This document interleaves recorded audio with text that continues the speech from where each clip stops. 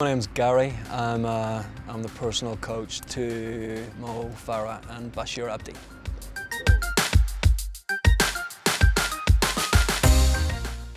So my role basically entails the day-to-day training, schedules and planning of Mo and Bashir. Looking at where they're at on their training cycles and then looking to see at their racing schedules and working back from the race day and how we can get them in the best possible fitness to perform on race day.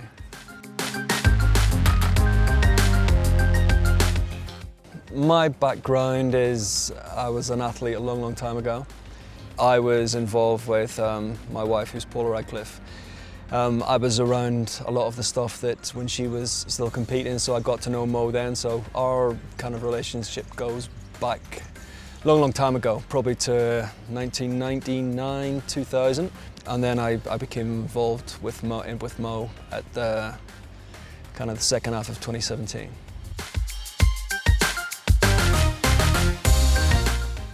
When I first knew Mo Farah, he was certainly an intriguing character. He's always been very jovial. He's a bit of a joker. But he was someone even then who I think it was obvious that he had a lot of talent.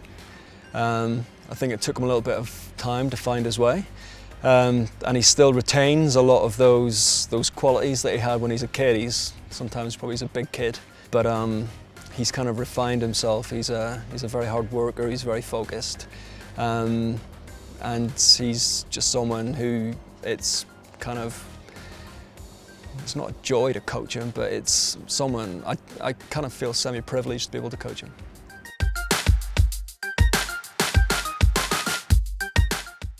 I think people probably look at Mo and wonder why, after being so successful, how does he kind of position himself in this kind of almost second, new career why does he think that he wants to be the best at the marathon? He's been incredibly successful, 4 Olympic gold medals, numerous world championships. But I think the reason he's able to work at this level is he's prepared to train like he's never won anything.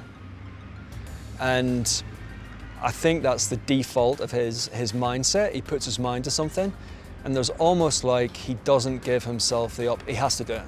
He doesn't give himself the option to fail. So he invests a lot of time, he spends a lot of time away.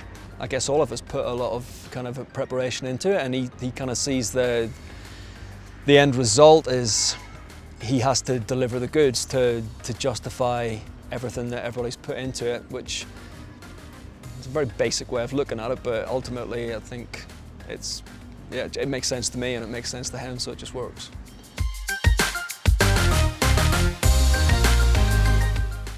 So the reason we come to Ethiopia is it's a semi-secluded environment. It's somewhere where he can come away, he can focus on the job in hand and what he needs to do. He can be quite easily distracted. So here we kind of try to minimize those distractions, get a lot of hard work in, and hopefully we go back to London, we reap the benefits of a really good preparation period, and he performs at his optimum level.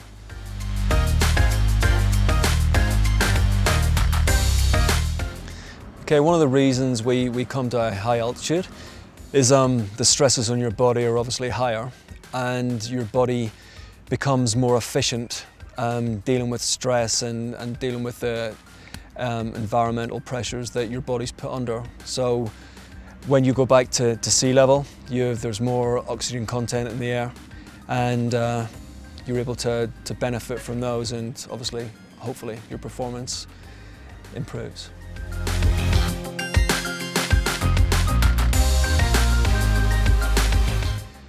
So I think 2018 was the first time that I worked closely with Mo. So the first marathon that he did when I was involved was London 2018. So we both kind of I learned a lot more about him, what he responded to, what he kind of didn't really need to do so much, what he was good at, and often people kind of focus on what they're good at, but I tried to look at stuff which I thought he wasn't so good at. So we did that. London kind of worked out well.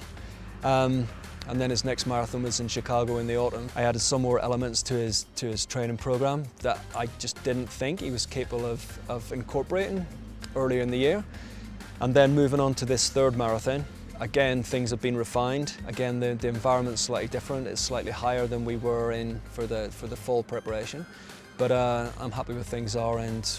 Yeah, trying new things has been interesting, and I think it's been good.